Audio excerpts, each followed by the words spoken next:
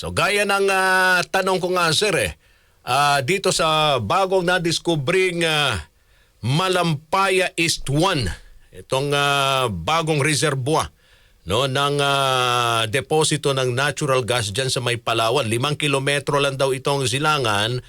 Ang layo nito dito sa meron tayong Malampaya gas field diyan sa may Palawan.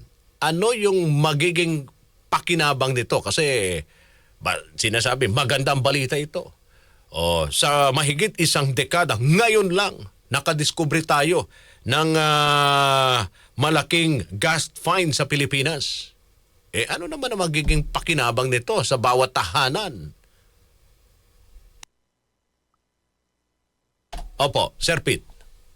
Sa unang bungad, alam natin na meron itong dulot na kaginawaan agad sa atin.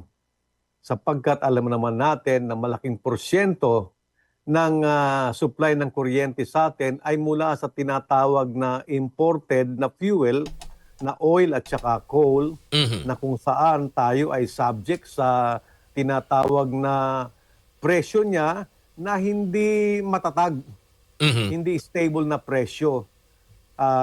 Subject tayo sa kaguluhan sa ibang bansa na nagdudulot ng pagtaas bigla ng presyo na to na masakit sa bulsa, lalong-lalo na sa mga residential consumers.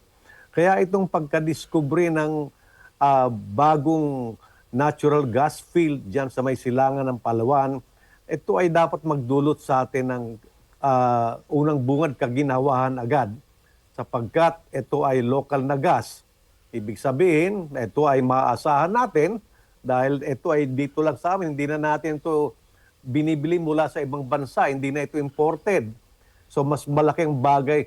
Ito ay malaking tulong ito sa pagtalaga ng isang mas maaasahan at mas matatag at mas secured na supply ng kuryente. At makakatulong din ito upang maiwasan yung biglang pagtaas ng presyo ng kuryente na bunga ng kaguluhan sa ibang bansa na pinagmumulan ng ating imported na oil, coal at etong tinatawag na liquefied natural gas na siyang pumalit muna dito sa kakulangan na ng supply ng natural gas mula dito sa ating West Philippine Sea dati sa may Palawan. Kaya sana magdulot ito ng ay inaasahan nating kaginawahan dito sa kakulangan ng supply ng kuryente at dito sa hindi predictable na presyo ng kuryente dito sa mga imported fuels natin.